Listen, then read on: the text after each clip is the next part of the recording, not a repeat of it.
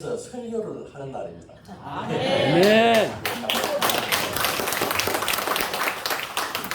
사람이 살아가면서 이 첫 경험이라고 하는 것은 가장 소중하다고 생각합니다. 그 사람이 평생을 살아가면서 그 장면, 그 순간을 잊지 못하기 때문에 저 같은 것에게도 이 귀한 자리를 허락해 주신 교우님들, 오늘 와보니까 장로님들도 계셨고, 그 다음에 권사님들, 또 목사님, 사모님도 환대해 주셨고, 너무나 감사합니다. 그리고 감리교 신학대학교의 대선배이신, 보니까 한 30년 선배 되는 것 같아요. 30년 대선배이신 박용선 목사님 정말 감사합니다. 부족한 저를 품어주신 이 사랑, 평생 잊지 않고 복음을 전한 곳마다 제가 그 사랑을 전하도록 하겠습니다.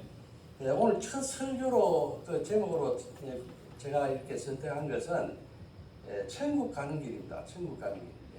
저는 아까 앞서서 소개도 하셨지만은 30년 동안 장로교회에서 신앙생활을 했습니다. 아시다시피 장로교회는 마틴 루터하고 켈빈 종교개혁을 했던 그 루터와 켈빈의 그 사도를 따라서 신앙생활을 하는 것이거든요.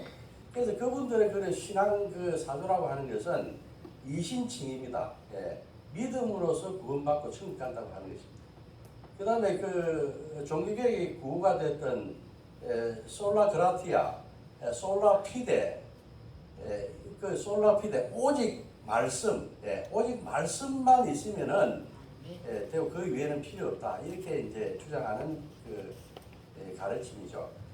그런데 오늘날 그 보면은 믿는다 하면서도 그 믿음에 합당한 그런 열매를 맺는가 하는 이런 것을 볼 때 그 부분에 대해서는 참으로 그 자신을 할 수가 없는 그런 상황이 되었습니다. 그래서 그러한 것을 주장하는 장로교 내부에서도 저도 역시 마찬가지입니다. 이 장로교 내부에서도 뭐냐면은 이 믿음만으로 천국 가고 구원받고 천국 간다 하는 이 가르침에 대해서 많은 사람들이 회의를 하고 이 문제에 대해서 많이 반성하고 있습니다.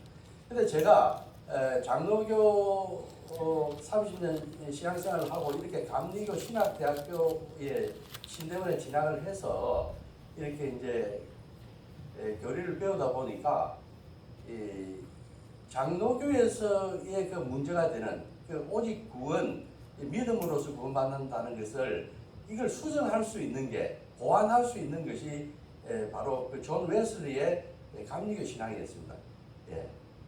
그래서 이 한국 교회의 이러한 그 믿는다 하면서 믿는 사람들이 그 책임을 합당한 책임을 다하지 못하는, 그렇게 함으로 해서 오늘날 많은 교회가 지탄이 되고 어려움을 겪는 이러한 문제를 해결할 수 있는 것은 바로 그 감리교 신앙의 그 묘약이 있었습니다. 감리교 구원론, 공부를 쭉 해보니까 그 내용은 오늘 이제 이렇게 저희가 그 말씀을 쭉 이렇게 이제 드리게 될 내용인데요. 그래서 이 좋은 감리교의 처방약을 먹기만 하면은 복용만 해버리면은 이 끝이 날 것 같은데 이 약을 먹지 않습니다. 그것에 이제 오늘날 문제가 있습니다. 사람들은 모두 그 천국에 가기를 원합니다. 여기에 단 한 명의 예외도 없을 겁니다. 천국 가는 다 원하죠. 그 어떻게 천국에 가느냐 하면은 하나님을 구세주로 믿기만 하면 간다. 이렇게 이야기를 하죠. 요한복음 6장 40절에 한번 보시면은 이 말을 그 입증하는 그 구절이 나옵니다. 내 아버지의 뜻은 아들을 보고 믿는 자마다 영생을 얻는 이것이니 마지막 날에 내가 이를 다시 살리리라 하시니라. 이렇게 분명히 믿음의 중요성, 믿음은 아주 중요한 것이다 하는 것을 분명히 증명하고 있습니다. 이처럼 믿음은 소중하고 중요한 것입니다. 하지만 그것만으로 당연히 천국에 가는 것은 아닙니다. 교회에 나가고 믿음이 있다고 이야기를 하지만은 거듭나지 못하고 죄 물든 생활을 반복하는 그러한 사람도 과연 천국에 갈 수 있겠습니까? 믿음은 무엇입니까? 믿음은 무엇입니까? 웨슬리에 의하면은 믿음은 천국으로 가기 위한 시작에 불과하다. 이렇게까지 이야기하고 시작에 불과하고 그 다음에 천국으로 가기 위한 하나의 그 방편, 하나의 방편에 해당한다. 이렇게 이야기를 하고 많은 장로교와 차이를 보이고 있습니다. 즉 천국에 가기 위해서는 믿음 말고 다른 무엇인가가 필요하다. 이런 이야기가 되겠습니다. 그렇습니다. 믿음 그 자체만으로서는 천국을 완성할 수 없습니다. 가는 것을 완성할 수는 없죠. 우리가 가진 믿음은 사랑을 유발하는 그런 믿음이어야 됩니다. 사랑으로 역사하는, 사랑으로 역사한다고 하는 것은 사랑으로 일하는 그러한 믿음이어야 됩니다. 그 다음에 믿는 사람으로서 합당한 열매 맺는 믿음, 그것이야말로 천국을 보장하는 것이다. 이렇게 웨슬리는 이야기를 하고 있습니다. 그래서 저는 오늘 이 문제를 설명드리기 위해서 크게 한 세 가지를 다뤄보고자 합니다. 첫째는 어떤 믿음을 가져야 그러면 하겠느냐, 어떤 믿음이냐 하는 이런 문제 알아보도록 하겠습니다. 오늘 본문으로 택한 마태복음 7장 21절에 보면요, 나더러 주여 주여 하는 자마다 다 천국에 갈 것이 아니고 다만 하늘에 계신 내 아버지의 뜻대로 행하는 자가 들어가리라. 이렇게 이야기를 하고 있습니다. 그러니까 천국은 믿음만으로 갈 수 없고 아버지의 뜻을 행하는 자가 갈 수 있다. 이런 이야기죠. 아버지의 뜻을 행해야 됩니다. 그럼 아버지의 그 뜻이 중요하지 않습니까? 그래서 야고보는 또 이렇게 부연해 줍니다. 뭐라 하는가 하면은 내 형제들아, 만일 사람이 믿음이 있다고 하면서 행함이 없으면 무슨 유익이 있겠느냐? 그 믿음을 가지고 너를 구원할 수 있겠느냐? 이렇게 이야기를 하고요. 이어서 이와 같이 행함이 없는 믿음이 죽은 것과 같이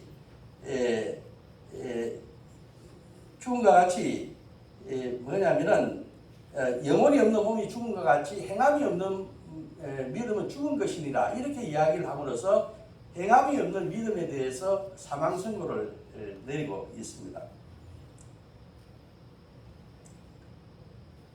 물론 믿음은 소중한 것이죠. 믿음이 없다면 천국을 우리가 바라볼 수도 없고 생각할 수도 없기 때문입니다. 이 믿음 시작이라고 했으니까요. 그렇게 됩니다. 히브리서에 보면은 믿음에 관한 정의를 내리고 있습니다. 바라는 것들의 실상이고 보지 않는 것들의 증거라고 이렇게 했습니다. 이것은 믿음에 대한 정의 중에서 미래성, 바라는 것은 미래에 관한 것 아닙니까? 그 미래에 관한 것을 볼 수 있다고 하는 겁니다. 누가? 믿음을 가진 사람이 그렇게 할 수 있다. 그 다음에 보지 못하는 것도 다 증거할 수 있다고 하는 겁니다. 이것은 놀라운 일입니다. 누가 이런 것을 미래의 일을 갖다가 확신할 수 있고 또 보지 못하는 것을 증거할 수 있는 이 담대한 믿음은 어디에서 오느냐? 그거는 예수 그리스도를 내 주로 믿는 데서 이런 엄청난 일이 일어난다. 이렇게 이야기를 하는 것입니다. 참된 믿음에는 칭의와 회개가 따릅니다. 참된 믿음을 가질 때 있을 때 칭의. 그러니까 믿음으로서 하나님께서 우리를 귀하게 보시고 너 믿음을 보시고 우리를 일반 개인 자연인에서 뭐냐면 하나님의 자녀로서 입양을 받으시는 거죠. 그러니까 우리가 하늘나라의 상속자가 되는 그런 그 놀라운 신분의 변화를 초래하는 것이 믿음입니다.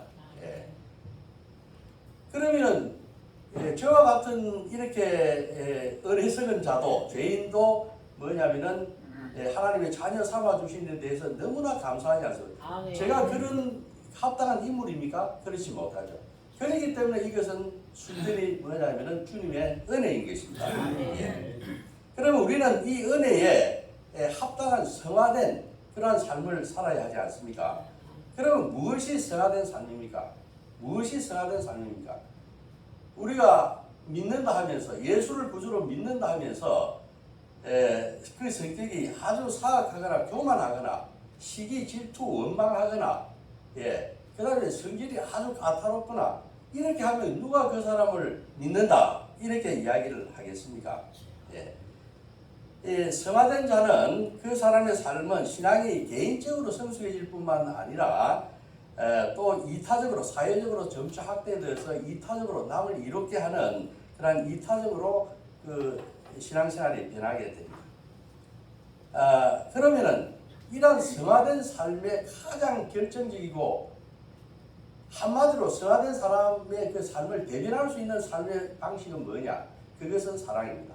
예. 그래서 누가 믿는 사람이냐? 누가 믿는 사람이냐? 이렇게 묻는다면은 아주 주저없이 믿는 사람은 사랑하는 자다. 예, 사랑하는 사람이 믿는 사람. 그리스도인으로서 사랑하지 않는 사람은 그 사람은 그리스도인이 아니다. 예, 이렇게 이야기할 수가 있습니다. 자문에 보면은 미움은 다툼을 일으켜도 사랑은 허다한 뭐냐면은 허물을 다 가리느니라 이런 이야기가 있지 않습니까? 믿음은 사랑을 잉태할 수 있는 믿음, 역동적이고 생명을 잉태할 수 있는 그러한 살아있는 뜨거운 믿음이어야 합니다. 믿음이 잉태하는 사랑은 자신을 넘어 다른 사람에게도 행복을 전파합니다. 이 행복을 전파하게 되면 그곳이 천국 아니겠습니까? 두 번째, 그러면 사랑을 태만히 하면은 이 귀한 사랑을 태만히 하면은 어떻게 되겠는가 하는 문제에 대해서 생각해 보고자 합니다. 왜 사랑입니까? 기독교나 불교나 뭐 힌두교나 이슬람교나 다 사랑을 귀한 가치로 여깁니다. 그리고 사랑을 자기들 교리에 우리 것이다 이렇게 소유권을 주장합니다. 이렇게 하죠. 사도 바울은 말이죠. 이 믿음 생활, 신앙 생활의 어떤 단계를 갖다가 정한 적이 있습니다. 그러면 믿는다고 하는 그 사람이 생활하면서 그 믿음 생활의 그 단계는 어떻게 되는가? 이렇게 그 단계를 지었는데요. 첫째로는 뭐냐? 말 잘하는 것도 중요하다 했습니다. 말 잘하는. 그 다음에 지식적으로 좀 뛰어난 것, 그것도 중요하다고 했죠. 그 다음 또 뭐냐면은, 믿음이 있는 것. 그 위 단계는 선행. 그 다음 그 위 단계는 뭐냐? 고난이라 했습니다. 이 고난도 아주 유익하고 중요한 가치다. 이렇게 이야기해요. 그러나 그것이 다가 아닙니다. 그 위에 또 있다고 해요. 그 위에 최정점에 위치하는 믿음 생활을 결정하는 가장 최상위 단계에 있는 가치가 뭐냐? 그것을 사도 바울은 사랑이라고 이야기한 적이 있습니다. 그러기에 사도 바울뿐만 아니고 믿음의 선진들이 허다하게 이걸 증거를 했고 목숨을 바쳐가면서 그 다음에 마태와 야고보, 요한 같은 사람들이 열렬히 주장하고 하나님 아버지께서도 다 인정하시는 그런 덕목이 되겠습니다. 이 사랑에 대해서는 그 사도 바울이 고린도전서 13장에 보면 사랑장이라고 하죠. 사랑을 이야기할 때 그 헬라어 원문을 보면은 아가페 이렇게 나와 있습니다. 아가페.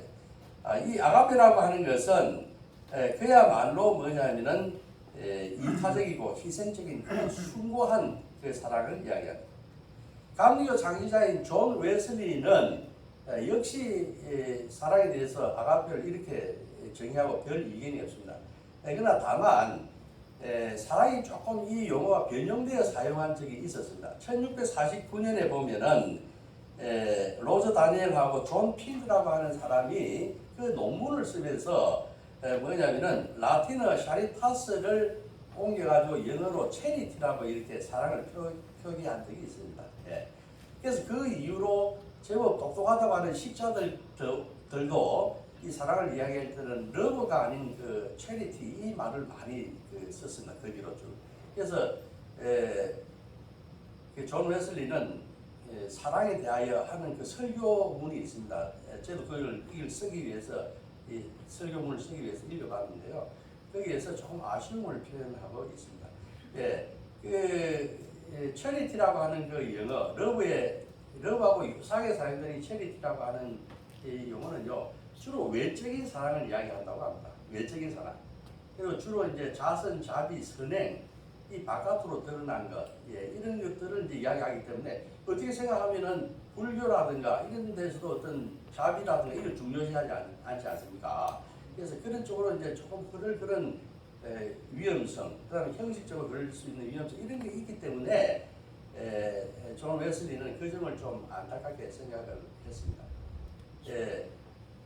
그런데 이제 이 아가페라고 하는 것은 그러한 외형적인 그러한 사랑을 포함하면서도 더 넓이 나가서 깊게 어떤 순수한 그런 내면적인 사랑을 이야기하기 때문에 우리 어머니의 사랑 이런 걸 생각해 보면은 그러한 것을 뛰어넘는다 하는 그런 생명력을 가졌다는 것을 우리가 충분히 알 수가 있습니다. 그래서 제가 이제 호기심에 한번 영문 성경을 찾아봤어요. 그게 영문 성경에 보면 킹 제임스 버전을 보니까 고린도전서 13장에 사랑을 뭐로 썼느냐를 봤어요. 그게 체리티라고 나와 있어요. 그래서 다시 그 뉴 킹 제임스 버전이라고 조금 그 고체가 어렵게 순화한 버전이 있는데 그걸 보니까 다시 러브라고 쓰고 있어요. 얼마나 반가운지 몰랐습니다.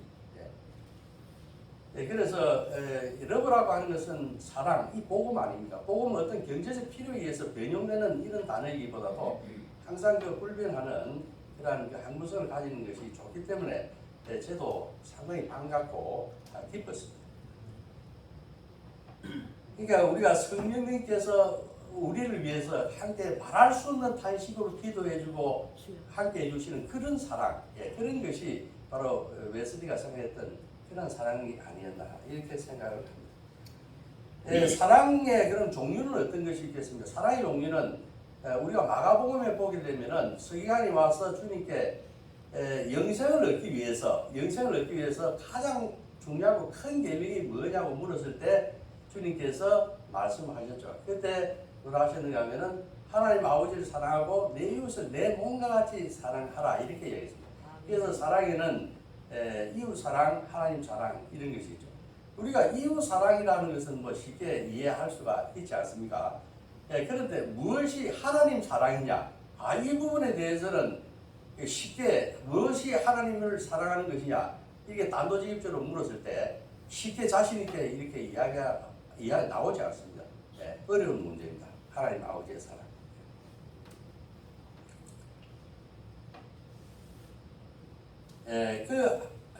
하나님을 사랑하는 것은 오늘 성경 본문에 보면 마태복음 7장 21절에 나와 있습니다. 하늘에 계신 내 아버지의 뜻대로 행하는 자가 되어야 된다. 그게 아버지의 뜻을 행하는 거예요. 그러면은 아버지의 뜻이 뭐냐고 하는 것이 궁금하지 않습니다. 아버지의 뜻이 뭐냐? 그 아버지의 뜻을 받들고 행하면은 되는 것인데 그 아버지의 뜻이 무엇인지 알 수 없는 경우가 많죠. 그래서 마태복음 25장 35절로 39절을 보면은 아버지의 뜻이랍니다.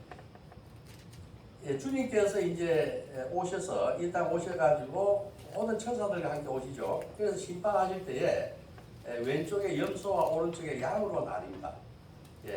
그래서 뭐냐면 오른편에 있는 이 양들한테 말이죠. 양한테 칭찬을 해줍니다. 그래서 하나님 아버지를 기쁘게 한 그 양들에 대해서 어떻게 칭찬을 하면서 너희들은 한 나라의 상속권이 보장되느니라 이야기를 하는가 하면은 내가 나그네 됐을 때 목마를 때 줄일 때 그 다음에 제가 헐벗고 병들고 옥에 갇혔을 때 너희는 와서 보았다고 하는 것입니다. 그러니까 이 양들이 주여 우리가 어느 때 그런 일을 했습니까? 우리가 기억나지 않습니다 하니까 지금 여기 있는 내 형제들 중에서 40절에 가면 가장 약한 자에게 한 것이 바로 나에게 한 것이다. 이렇게 이야기를 해주는 것입니다. 이것이 아버지의 뜻입니다. 우리 이제 머지않아서 이 삶을, 이 땅의 삶을 마쳤을 때 하나님 앞에 설 것입니다. 그러면 아버지께서 부를 겁니다. 저 같으면은 영혼아, 너는 그 땅에 살면서 내가 말한 6가지 이 사랑의 그 아름다운 내용 중에서 어떤 것을 실천하고 이곳에 왔느냐 물었을 것 아닙니까? 그때 만일에 제가 자신있게 이야기하지 못한다 하면은 저에게 천국은 보장되지 못할 것입니다. 항상 우리가 생활할 때에 이 6가지 또 가장 약한 자에게 한 것이 나에게 한 것이다. 제가 오늘 이곳에 온 것도 바로 이러한 그 사랑의 덕택으로 이곳에 오지 않았나 이런 생각을 합니다. 이 약한 저를 품어주시고 불러주시고 품어주시고 인내해주시고 이러한 그 사랑 그런 것을 잊을 수가 없습니다. 어떤 것이 사랑입니까? 웨슬리는 일찍이 그가 행한 산상설교에서 사랑에 관한 14가지를 정의한 바가 있습니다. 웨슬리가 산상설교가 그 설교지 보면은 설교가 여러 편이 나옵니다. 산상설교에 대해서 그래서 사장설교에서 이야기를 할 때 14가지를 사랑에 대한 그 하나의 징표로 속성으로 들었는데요. 그래서 그걸 다 이야기를 한다 하면은 그는 매우 지루하고 진부하고 사랑을 사랑답지 못하게 할 것입니다. 그래서 저는 제 나름대로 생각할 때 이 몇 가지 정도는 사랑에 관한 것이 아니겠는가 이렇게 생각을 해서 여러분들과 이야기를 나누고 있습니다. 사랑은 첫째 무례히 행치 않는 것입니다. 무례하다고 하는 것은 상대를 갖다가 생각하지 않는 것입니다. 아나무인적으로 나만 편하면 되고 내가 원하는 대로 해라는 게 매우 이기적인 행동입니다. 남이 어떻든 간에 내 편한 대로 해버리는 거예요. 여러분들이 만나는 교우들, 직장의 동료들, 가족들에게 정중하게 행하기 바랍니다. 그 다음 또 사랑은 친절한 것입니다. 사랑을 하게 되면은 그 사랑이 넘치는 사람은 여유가 있습니다. 부드럽습니다. 참고 인내하고 기다려줍니다. 이러한 사랑. 그래서 우리가 만나는 사람들한테 이렇게 친절하게 대한다 하면은 우리는 우리 최고의 사랑을 그 사람한테 전하는 것입니다. 그 다음에 마지막으로 사랑은 무엇보다도 여러 가지의 어떤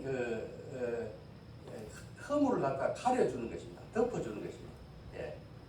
그래서 미움은 다툼을 일으켜도 사랑은 여러 가지 허물을 덮지 않습니까? 그런 성경 말씀들이 있듯이 그 허물을 덮어주고 가려주고 다 이렇게 이야기하지 않고 다 이야기해 주는 것. 이것이 뭐냐면은 사랑입니다. 다 덮어주는 것이죠. 저는 얼마 전에 그 차를 운전하고 가면서 감리교 신학대학교 총장을 지낸 김진두 박사님, 지금 강화도에 계신데요. 제가 얼마 전에 찾아간 적이 있습니다.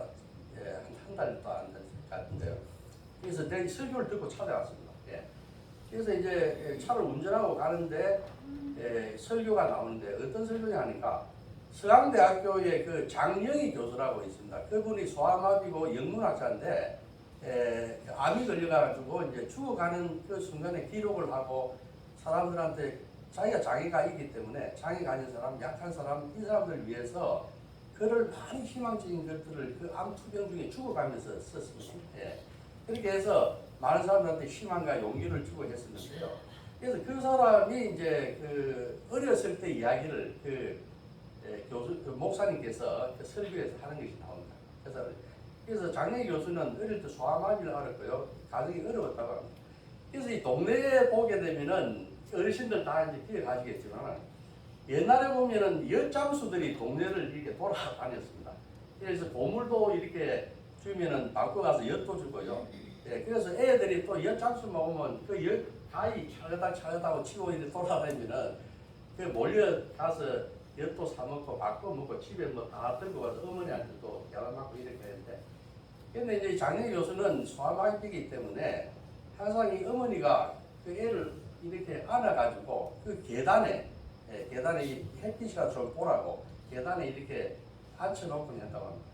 엿장수가 이렇게 왔는데 애들이 다 그 사먹고 이렇게 즐거워하고 하는데 그러면 걸을 수도 없고 뛰일 수도 없고 저 세계 나는 갈 수가 없는 곳입니다. 돈도 없고 그래서 그냥 물끄러미 이제 쳐다보고 이렇게 쓸쓸하게 있었는데 그 엿장수가 엿을 이제 팔고 지게를 치고 이제 엿판을 올려 지게를 치고 이제 가려다가 다시 지게를 세워놓고 엿가락을 들고 그 어린 장례 교수한테 왔다고 합니다. 그러면서 엿 한 가락을 이렇게 전해주면서 하는 말입니다. 애기야, 괜찮아. 괜찮아. 어서 먹어. 괜찮아. 이렇게 이야기했다고 합니다. 그래서 장례 교수가 그 괜찮아 하는 이 말 한마디에 세상은 살만한 것이구나. 한번 용기 내서 살아볼 만한 것이구나. 자기가 지금까지 비난했는데 그때 그 순간 그 말씀, 그 엿 한 가락 전해주면서 자기를 이해해주고 보여해 주었던 그 말 때문에 자기가 바깥으로 나올 수 있었다고 했다고 합니다. 괜찮아 하는 이 이야기에는 그래 너는 약하고 비록 장애가 있고 가난하고 하지만은 내가 너 편이 되어줄게, 이해해줄게, 힘내, 용기내, 다시 한번 살아보자. 그렇게 하는 그 사랑의 메시지 아니겠습니까? 여러분도 여러분 주위에 만나는 가장 작은 소자들 그 사람들에게 다가가서 괜찮아 이렇게 이야기해 줄 수 있는 그런 믿음의 교우님들이 다 되었으면 좋겠습니다. 사랑은 우리가 하나님께로 난 자라는 것을 알게 해주는 표적입니다.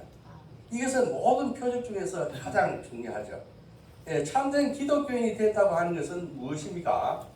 우리가 세상을 사랑하는 대신 하나님을 사랑하고 그분을 통해서 새로 태어난 신생의 기쁨을 누리는 그 자체가 아니겠습니까? 그러면은 우리가 이 새로 태어난 하나님께 의해서 새로 뉴본, 본 어게인, 새로 태어났다. 정말 너무나 감사하고 거기에 합당한 그런 삶 속에서 이루어내야 하지 않겠습니까? 근데 만일에 이러한 것을 실천하지 않는다고 하면은 그것은 뭐냐? 이게 가장 문제가 되는 태만의 죄라고 하는 것입니다. 태만의 죄. 사랑이 중요하다고 하는 것도 압니다. 어떻게 해야 된다고 하는 것도 알아요. 알지만은 그것을 행해야 되는데 행하지 않고 태만이 그냥 지나가 버린 겁니다. 존 웨슬리는 이 태만의 죄는 구원에 들지 못하는 죄라고 이야기를 했습니다. 구원에 들지 못한다 이래서는. 그래서 이 무서운 죄입니다. 태만의 죄. 회개합시다. 믿음 없는 것을 슬퍼합시다. 내가 어디에서 떨어졌는지 기억해야 합니다. 믿는다 하면서 사랑하지 않으면은 여러분 앞에서 천국 문은 닫혀져 버릴 것입니다. 세 번째, 마지막으로 사랑을 어떻게 실천해야 할까요? 사랑을 어떻게 실천해야 할까요? 이 문제를 생각해 보게 하겠습니다. 그리스도인은 행복해야만 합니다. 이것이 그리스도인의 특권이자 의무이죠. 우리가 주 예수의 그 귀한 보혈, 그 보혈, 우리 죄인 되었을 때 뼈가 끼어지고 살과 피가 찢기고 하면서 피, 물 다 쏟으면서 그 보혈로 우리를 씻겨줬습니다. 우리 구원되었습니다. 그런데 이것을 갖다가 기억한다 하면은 우리는 슬플 이유가 없습니다. 기뻐해야 합니다. 행복해야 합니다. 그러니까 기뻐하지 않고 행복하지 않는 그런 그리스도인은 그리스도인이 아니죠. 믿는다 하면 그 주 보혈의 구원의 확신을 믿는다 하면은 우리는 늘 즐겁고 항상 기뻐하고 쉬지 말고 기도하고 범사에 감사하고 하하고 기쁘게 그렇게 생활할 수 있어야 합니다. 앞서 칼 마르트라고 하는 학자가 있는데요. 그 사람은 로마서를 쓰면서 믿음은 기적이다. 아까 제가 앞서서 이야기했죠. 믿음은 기적이다. 믿음은 기적입니다. 보지 못하는 것, 미래에 있는 것 이런 걸 다 확신하고 할 수 있기 때문에 기적이다 했습니다. 저는 이 말에 착안해서 우리가 사랑하는 것은 기적이다. 이렇게 저는 변형해서 한번 여러분들에게 말씀드리고 싶어요. 그러니까 우리가 현세에서 이 세상을 살면서 누군가를 사랑하게 되면은 행복해집니다. 나도 행복하고 상대방을 행복하게 만들죠. 그렇기 때문에 이 세상을 천국으로 만드는 것입니다. 그리고 죽어서도 그 사람은 천국에 갈 것입니다. 그러니까 사랑하게 되면은 현재도 미래도 천국에 가는 것이니까 이것이야말로 그 기적이 아니겠습니까? 그래서 믿음도 기적이고 사랑도 기적이다. 이렇게 이야기할 수가 있습니다. 여러분들에게는 자유의지가 있습니다. 자유의지. 이 자유의지 때문에 장로교는 감리교를 자유의지에 대해서 상당히 좀 불만을 가지고 이렇게 하는데 저는 이 자유의지 참 소중한 것이라고 생각합니다. 하나님 은혜에 감사해서 우리가 우리의 의지로서 주님의 뜻을 이루어 드리는 것입니다. 이러한 그 자유의지 주셨습니다. 우리한테. 하나님께서는 또 각양의 은사를 개인들한테 주었죠. 그 은사에 따라서 자유의지를 가지고 하나님의 뜻을 이루어드리는 하나님께 영광을 돌려드리는 이러한 삶을 살아야 되는 겁니다. 여러분들에게는 어떤 은사가 있습니까? 글을 잘 씁니까? 글을 잘 쓴다고 하는 그런 재주가 있다면은 그 교도소에 갇혀가지고 세상을 비관하고 또 세상에 나오는 것을 두려워하고 힘들어하는 그런 사람들에게 사랑의 편지를 띄우십시오. 그래서 세상은 살만한 것이다 이렇게 여길 수 있도록 사랑의 편지를 쓰십시오. 또 여러분들 중에 보면은 음식 잘 하시는 분이 있습니다. 그 음식 잘 하시는 그런 은사, 손재주를 가지고 계신 분은 그 손재주를 가지고 음식을 맛있게 만들어서 우리 주변에 보면은 이 먹지 못하는 분들, 몸이 허약해서 아무거나 먹지 못하고 이 먹는 게 대해서 상당히 어려워하시는 분들 많더라고요. 또 병들어서 힘들어하시는 그런 분들한테 몸에 보약이 되고 도움이 되는 그러한 음식을 대접하십니다. 또 여러분에게 머리를 잘 깎는 이런 기술이 있다고 한다면은 한 달에 한 번 정도 그 지체 장애자들한테 가서 그 머리를 깎아 주십시오. 그렇게 하면서 여러분들의 그 사랑을 전할 수가 있습니다. 그러면은 우리가 사랑의 실제적인 방식에 대해서 한번 생각해 보겠습니다. 그럼 사랑은 실제로 어떻게 하는 것이냐? 사랑은 가르치는 것이 아닙니다. 사랑을 칠판에 쓰고 사랑이란 러브이죠. 사랑은 이런 것이다. 이렇게 설명을 해서 사랑이 되는 것은 아닙니다. 그 손양원 목사라고 아시죠? 사랑의 원자타이난 손양원 목사님이 평양신학교 2학년 다닐 때요. 전도사 시절입니다. 시절에 그 예양원에 대해서 그 나환자 한센병 환자들 있는 그것에 너무 그 마음이 아프고 해서 그것을 마음에 가슴에 내가 이곳을 봉사해야 되겠다 하고 늘 기도하고 했다고 합니다. 그 예양원에 가가지고 어떻게 했는가 하면은 그 사람의 침이 그 고름 이런 환부를 낫게 한다는 이런 그 이야기가 있어서 그 환부에다 대고 입으로 그 피고름을 다 빨아줬다고 합니다. 사랑은 이런 것입니다. 사랑은 그냥 말로 하고 가르치고 하는 것이 아니고 실제 행해서 보여주는 것입니다. 그래서 사랑은 받는 것보다는 주는 것입니다. 주는 사람한테 더 큰 복이 돌아가는 것도 바로 그러한 것이 아닌가 이렇게 생각합니다. 사랑은 주는 것이다 이렇게 이야기할 수 있습니다. 그러면 사랑 다 주고 나면은 내 사랑이 다 말라버리면 어떻게 하느냐? 또 사랑 다 주고 난 뒤에 또 배신 당했다고 하는 사람도 있더라고요.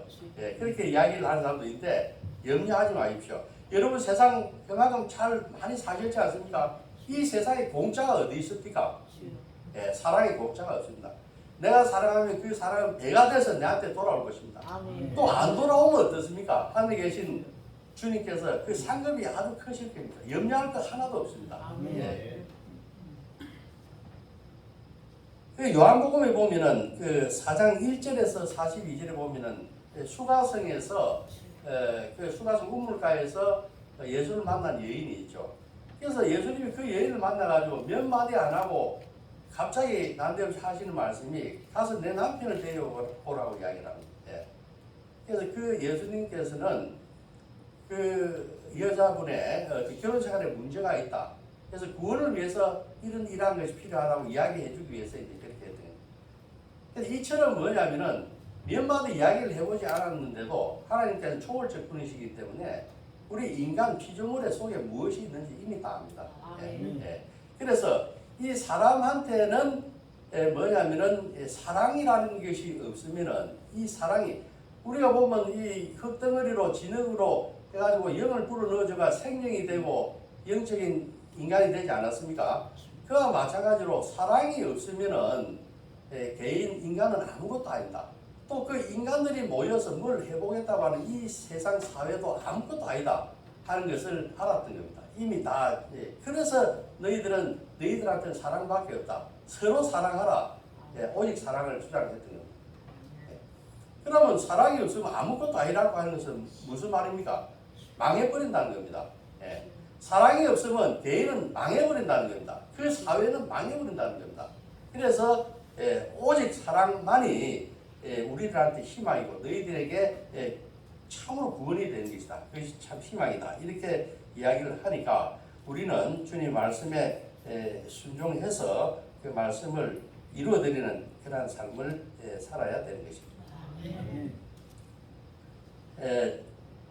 사랑합시다. 서로 뜨겁게 사랑합시다. 서로 사랑하는 것은 너를 살리고 나를 살리고 우리 가족을 살리고 우리 교회를 살리고 이 사회민족을 살리는 것으로 믿습니다. 제가 오늘 이 설교를 마치면서 그 어느 시인이 쓴 그 시를 한 편 소개하겠습니다. 그러면서 설교를 마치도록 할게요. 우체국에서 부르는 사랑 노래. 창밖에는 눈이 내리는데 사람들은 포장 테이프를 찍고 붙이며 어디론가 보낼 선물들을 포장한다. 보고 싶고 주고 싶은 마음에 서대문 언덕배기 우체국에서 사랑의 마음을 터뜨린다. 주고 보내는 것은 너를 살리고 나를 살린다고 굳게 믿는다. 친구야, 동생아, 형님아, 어머니, 그리운 이들의 이름을 부르면서 질기고도 험한 이 세상에서 서로 부둥켜 안고 함께 가야지. 눈밭을 달려 이곳 우체국에 와서 그들의 주소와 이름을 적으면서 내가 사는 이유도 알게 된다. 때로는 힘들고 처지가 어렵더라도 쓰러지지 말고 살아남아서 그 자리를 지켜다오. 약한 세대에 지지 않고 살아서 아름다운 우리들의 생을 노래하자. 기도하겠습니다. 하나님 아버지 감사합니다. 이 부족한 저를 유곡 감리교에 보내셔서 주님에 대한 믿음, 주님에 대한 믿음의 실천, 사랑을 전하게 하여 주심을 감사드립니다. 아멘. 하나님 아버지, 우리가 말로만 믿는다 하면서 거기에 합당한 행동을 하지 않는 그러한 삶을 살아가기보다는 그 믿음에 합당한 열매 맺는 사랑, 역사하는 사랑, 또 참으로 사람을 살리는 이 사랑의 믿음을 가지고 살아갈 수 있도록 주님께서 인도하여 주시옵소서. 아멘. 주님께서 우리가 죄인 되었을 때 흘려주셨던 그 귀한 보혈의 사랑, 그 보혈의 사랑을 우리가 이제는 받지만 않고 그 보혈의 사랑을 이 세상을 향해서 흘려보낼 수 있는 우리들이 될 수 있도록 인도하여 주시옵소서. 아멘. 감사하며 예수